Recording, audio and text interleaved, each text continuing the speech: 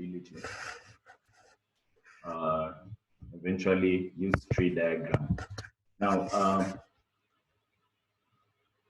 let's just see. Now, some of the things that, of course, when there's a likelihood of something occurring, that is the probability. So let's say you have so many students in the WhatsApp group now. So let's say you have 60 students in that WhatsApp group. Then right now, those who have joined this lesson or lecture are 5. So then we will say there is a likelihood of 5 out of 60 students to join this live presentation, which probably is 1/20. So this is our probability.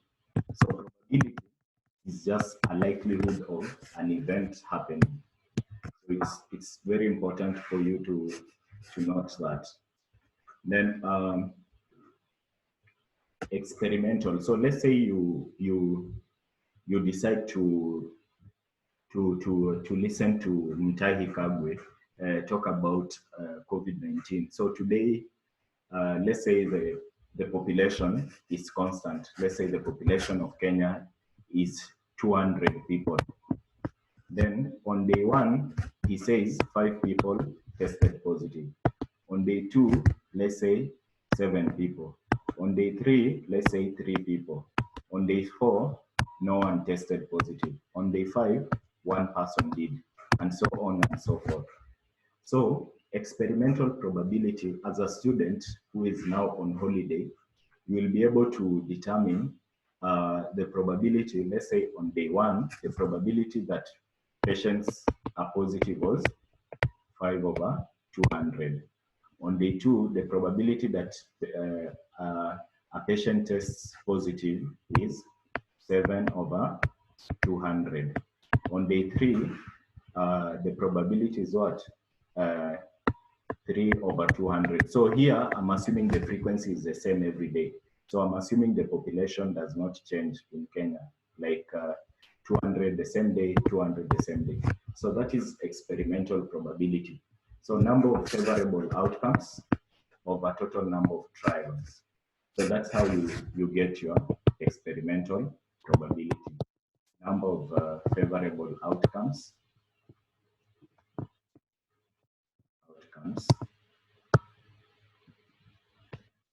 over the what? Number of the total number of trials. Sorry for the handwriting, but I'll just get to use the board shortly. So you have this one. So an example is given here where you see where we have a boy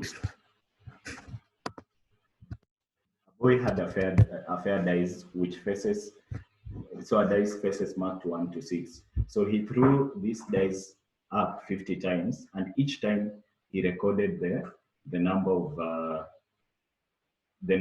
the top face. So the experimental results were as follows. So the dice, the top face was 1 11 times. So among the 50 times, so this is the total number of trials, that is 50. So I'm sure the frequency here should be equal to 50. We'll find out if it's true. So the number of times the first 1 was up was 11, then 2 was up 6 times, 3 was up 7 times, and finally 6 was up 8 times. So this, when you add this, should be given you the total number of trials. So it's 11 plus 9, that is 20, 20 plus 13, that is 33, plus 9 is 42, plus 8 is 50. So you have 50. So you see, that is your experimental data. Now you can be able to from this one to say what is the probability of getting A. So the probability of getting a 1, we can write it like that, will be what? So the number of ones is the number of favorable outcomes, which is 11, over the total number of events, which is 50. Then number 2, the probability of getting a 4, of course, this one will be what? would be, where is 4? 9 over 50. So 4 has 9 outcomes, favorable outcomes, then 50 is the total number of outcomes. So that is literally what happens in experimental probability. I'll just go through this without doing those many examples so that you can just see, and then I'll share with you the recording on probability theory to save us on our data. Now, there comes a second case here where you have the range of probability measure. And let's say you have your coin. So when you throw your coin, you will either have a head or a tail, okay? So let's say you are just throwing your coin once. The probability of getting a head will just be 1 minus probability of not getting a head, which can be written, in this case, is 1 minus probability of getting a tail. So that is what they are saying. So A is the probability that an event A occurs. Then PA prime is the probability that an event A is not occurring. So from here, they are able to show us that, to tell us, so the probability of an event A occurs, does not occur, is equals to 1 minus the probability that an event A occurs. So that means you can never get probability value higher than 1. So probability will always be less than or equal to 1.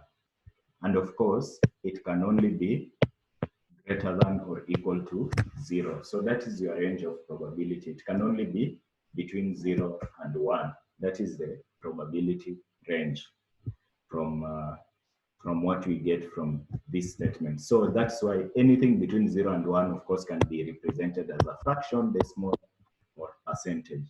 So let's say another example is the probability of getting A is, let's say, 7 over 10, as we see here. Then now the probability of not getting A is 1 minus 7 over 10, which is 3 over 10.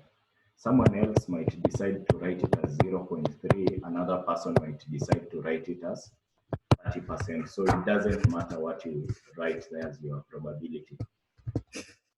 I hope tuko pamoja. When you have any query or anything, when you feel like we're not doing it right, just drop me a text on the chat. Then now probability space, I've already talked to you about the probability space. And just to just maybe again, we can get another example. Let's say you throw your coin 3 times, okay? You throw your coin 3 times, and let's say this coin is unbiased. So when you throw an unbiased coin 3 times, you will have the first case, so when you throw the coin the first time, you might have a head or a tail. When you throw it the second time, you might have again a head or a tail after having a head. So this was the first time you got a head. The second time you might get a head or a tail. Or if you got a head, a tail, you might still get a head or a tail. And we are saying this is our probability space. Head, head. These are 2 times, sorry. Then tail, head. Tail, head. And then this will be tail, tail. So your probability space, of course, will be head, head, head, tail, tail, head, then tail, tail in that possibility. So you have your space. So they say a list of all possible outcomes. So when you throw your coin twice, this will be all the possible outcomes. It's called a probability space or a sample space. I hope we are together up to that point. So you see, we said we'll be moving faster, and we are moving faster. I'm assuming everybody has covered probability before, so it's just quick revision. Then next is what this is theoretical probability can be calculated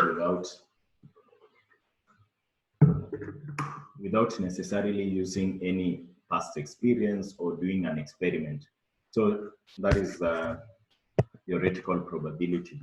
And a good example is you're just coming up. So still probability is the total number of favorable outcome over the total number of outcomes.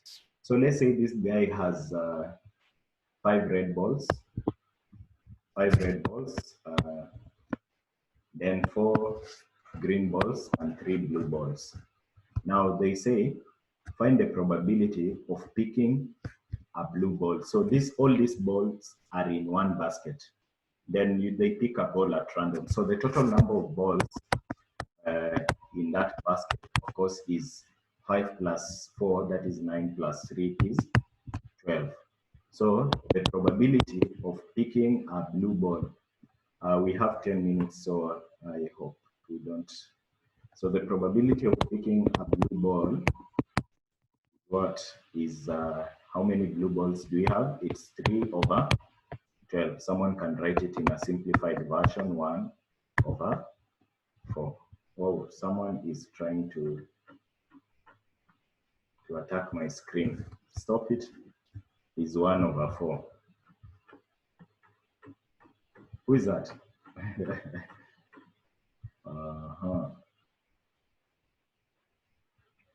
Let's 1 over 4.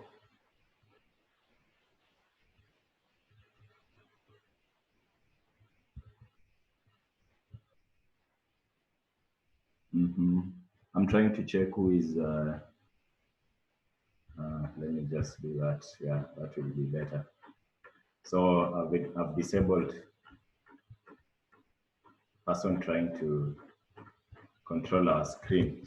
So that is 1 over 4. Then the next one is the probability of not picking a red ball. So probability of not picking a red ball. So it will be the probability of not red. So not red, that means it's green and blue, which is 4 plus 3, that is 7 over 12. So you have that probability. So that is theoretical probability. Let's just quickly look at this example. So a bag contains 6 black balls and some brown ones. So if a ball is picked at random, the probability that it is black is 0.25. 0.25.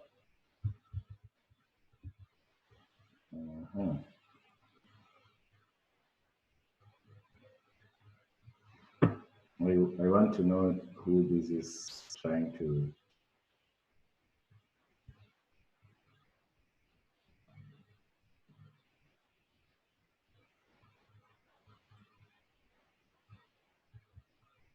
Yeah.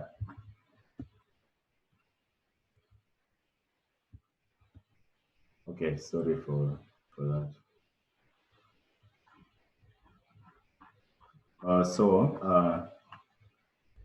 Six black balls and brown one. So the probability of getting a black ball is 0.25. So that means the total number of balls, so let the total number of balls be X. So the probability of getting black balls will be 6 over X. And this one, we are being told that 6 over X is equals to 0.25. Of course, that is a quarter. So from here, we are able to say that we can say 6 is equal to 0.25. So divide this side by 0.25, divide this side by 0.25. So the total number of balls is what? 6 divided by 0.25 is 20. So we have 24 as our total number of balls. Now, but we want the number of brown balls. So number of brown balls will be 24 minus number of black balls, which is 6. So that is 18 balls. Okay. So we have a number of balls. So I hope you all get that. So when all possible outcomes are countable, they are said to be discrete. So like ours, we can count our balls from 1 to 18. All those are discrete. Then there are types of probabilities. So combined events is when you have two events together. So let's say you are tossing a coin and a dice together. So you might have a head for the coin and one for the dice. So let's say, or you have a head and two. So these are combined events. So you are having tossing a coin and tossing and having a dice. So your probability will include the two. Then mutually exclusive events. So mutually exclusive events, this is occurrence of one excludes the occurrence of the other event.